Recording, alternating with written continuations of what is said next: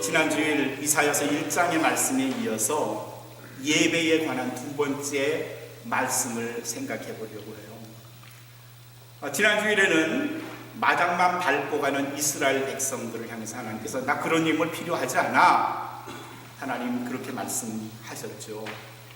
오늘 창세기 4장에 있는 말씀은 우리가 잘 아는 대로 하나님께서 받으신 예배와 받지 않으신 예배를 구분해서 우리에게 보여주셨어요.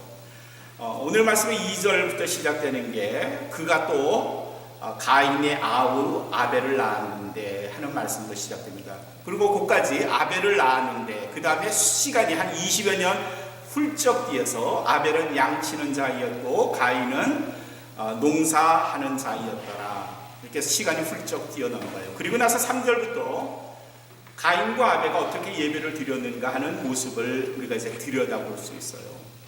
결론은 하나님은 가인의 예배를 안 받으셨고 아벨의 예배를 받으셨다. 근데 성경을 창세기를 아무리 들춰봐도 왜 하나님이 가인의 예배를 안 받으셨지, 왜 아벨의 예배를 받으셨을까 하는 이유를 찾기가 쉽지 않아요. 근데 우리는 예배자의 모습으로, 여러분도 예배자의 모습으로 내 예배가 아벨의 예배가 됐으면 좋겠다는 이런 생각 하시잖아요. 이런 마음 가지시잖아요. 하나님께서 내 마음은 내 예배를 좀 받으시기를 원한다. 그러면 아벨이 왜 하나님께 받는 예배, 하나님 받으시는 예배를 드렸을까를 찾으면 좋은데 사실 건가요? 우리의 예배가 그렇게 드려지나요? 구별된 예배예요. 학개서 2장 10절부터 14절까지 하나님께서 이스라엘 백성들의 그 지저분한 마음을 이렇게 말씀하세요. 학개서 2장은 당시에 예루살렘이 망가지고 허물어지고 그래서 그 백성들이 그 포로로 끌려갔다 70년 후에 다시 예루살렘에 돌아오죠. 바벨론 유수기가 끝났어요. 돌아온 이후에 스룹바벨을 통해서 무너진 성전을 다시 지으려고 해요. 이스라엘 백성들이 막 돈도 내고 그랬겠죠. 근데 그때 하나님이 학개서를 통해서 이스라엘 백성들이 이렇게 말씀하세요. 야, 니네 한번 생각해 볼래? 거룩한 고기가 있다고 하자. 고기가 거룩해요. 근데 그 거룩한 고기를 거룩하지 않은 속된 성별되지 않은 천이나 옷으로 뒤집어 싼다고 하자. 그러면 그 고기가 거룩하겠니? 그 고기가 계속 거룩할 것 같으니? 그러셨어요. 거룩한 것을 거룩하지 않은 것으로 감쌌을 때 그건 이미 부정한 것이 되고 말아. 더 이상 거룩이 아니야. 그 말씀이에요. 예루살렘 성전을 그 하나님께서 원하시는 그 성전으로 이스라엘 백성들이 짓겠다고 해요. 성전 자체는 거룩하더라도 이스라엘 백성, 성전을 짓겠다는 이스라엘 백성들이 거룩하지 않으면 그 손으로 지은 것이 거룩할 것 같으니 그런 말씀이에요. 예배를 드리러 왔어요. 이 예배가 거룩해야 돼요. 근데 내가 하나님께 구별되지 못한, 성별되지 못한, 준비되지 못한 모습으로 오면 이 예배를 내가 오염시키고 마는 거야.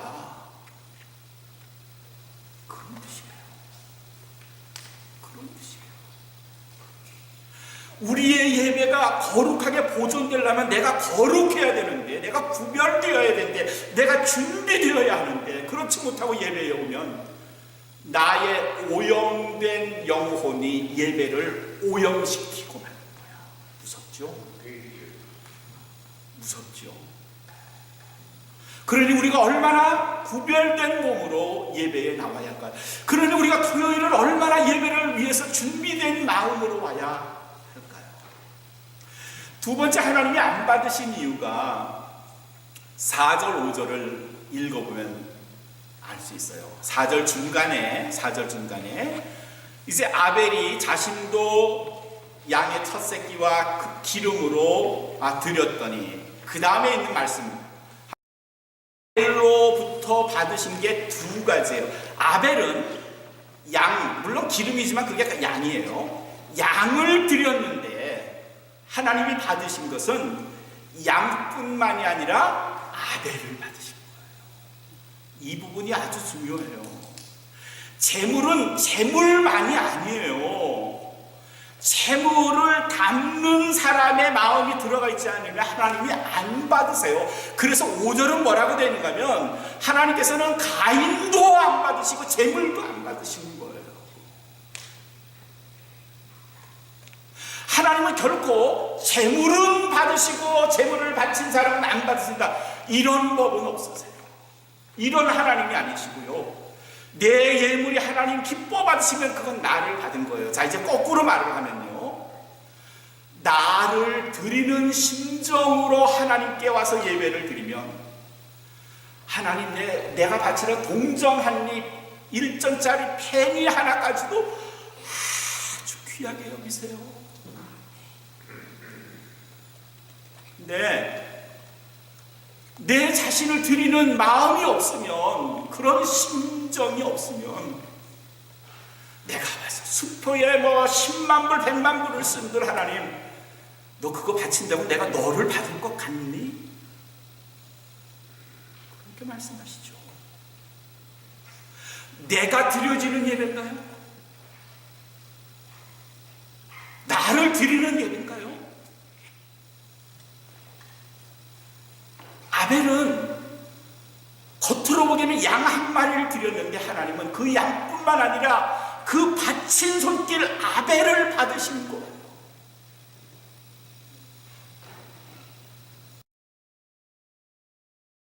받으신 이유가 있어요. 그건 우리 신약 성경을 들여다보면 알아요. 히브리서 11장 4절, 우리가 말하는 믿음장이라고 하는 히브리서 11장 4절에 믿음으로 아벨은 가인보다 더 나은 제사를 드림으로 하나님께 의로운 자로 자라하는 증거를 얻었다니 그랬어요. 아벨의 제사를 받으신 하나님, 이유가 뭘까? 히브리서에는 그 이유를 믿음으로 아벨은 더 나은 제사를 드렸대요. 믿음으로. 이 믿음이 뭘까? 이 믿음이 뭘까요? 이 믿음을 확인하기 위해서 우리 3절을 다시 한번 좀 들여다보죠. 3절이 이렇게 시작이 돼요. 2절 끝은 아벨은 양치는 자였고 가인은 농사하는 자였더라 끝나고 나서 3절이 시작될 때 첫 마디가 뭔가 하면 세월이 지난 후에.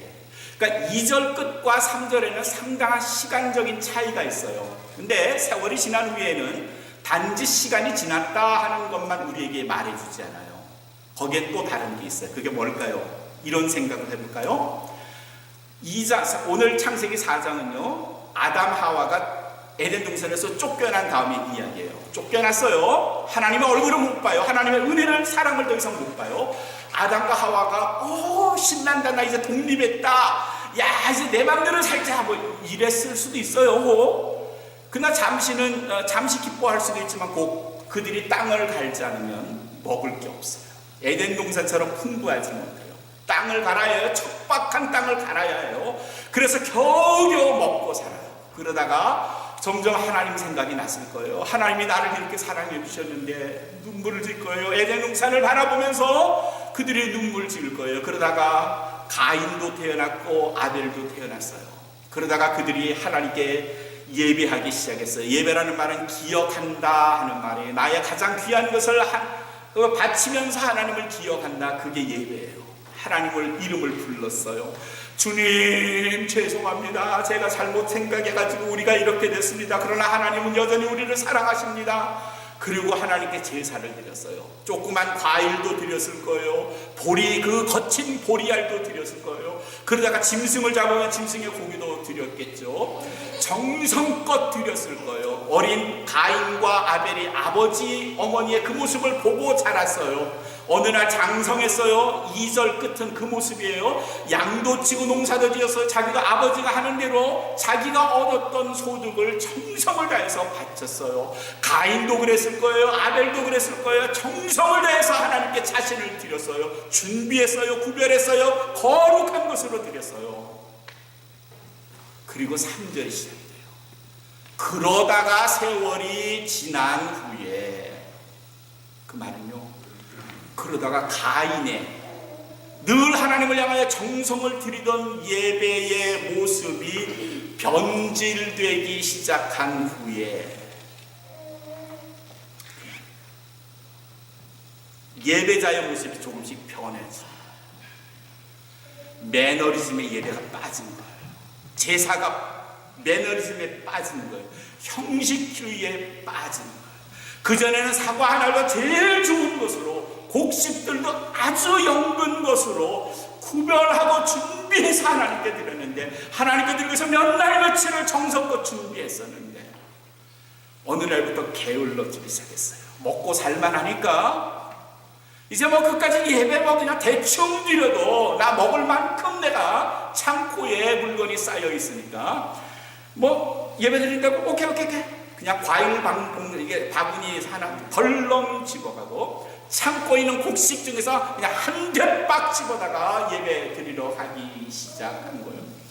그러나 그때도 그의 동생 아벨은 여전히 가장 좋은 것 초태생으로 준비해서 하나님께 예배를 드리기 시작한 거예요. 세월이 지난 후에, 그 말은요, 다른 말로 바꾸면 아벨의 예배가 조금씩 변질된 후에, 아벨의 정성된 예배가 조금씩 변화되기 시작한 이후에 가인이 더 이상 하나님께 정성된 예배를 드리지 못하고 매너리즘에 빠진, 형식주의에 빠진 예배를 드린 후에 어느 날 가인이 하나님 앞에 그 모습으로 예배를 드렸더니 하나님이 더 이상 그의 예배를 바라보지 않으셨다.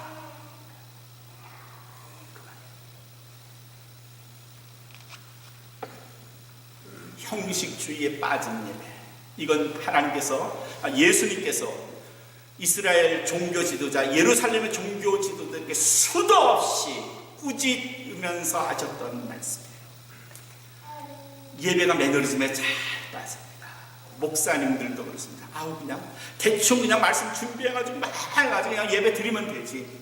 성가대 그냥 뭐 그냥 좋은 화음 멋지게 강약 지켜가면서 자기 뭐 그 작곡자가 하라는 대로 이렇게 해가지고 멋진 음악 드리지 뭐. 뭐 교인들 듣기에는 괜찮을 것 같아요. 근데 정말 하나님이 그런 음악 원하십니까? 하나님이 그런 예배를 원하실까? 예배가 형식주의에 빠지는 건 시간 문제예요. 목사님 혼자 사회 보고 떠들고 뭐 설교하고 그래서 예배 끝나면 나 그냥 앉아만 있으면 되지. 나 그냥 적당한 시기에 아멘 하면 되지. 그게 우리의 예배 모습이면요,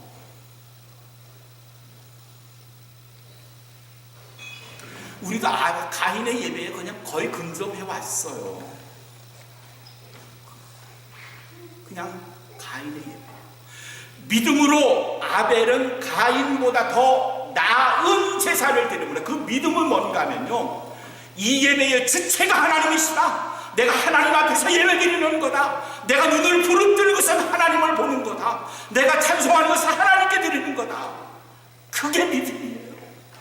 그 믿음으로 예배를 드렸다는 거예요. 하나님이 나와 함께 하신 the presence of God, 하나님의 현존을 믿으면서 드리는 예배, 그걸 히브리서 11장 4절은 믿음으로 아벨은 가인보다 더 나은 제사를 드림으로 그렇게 말했다.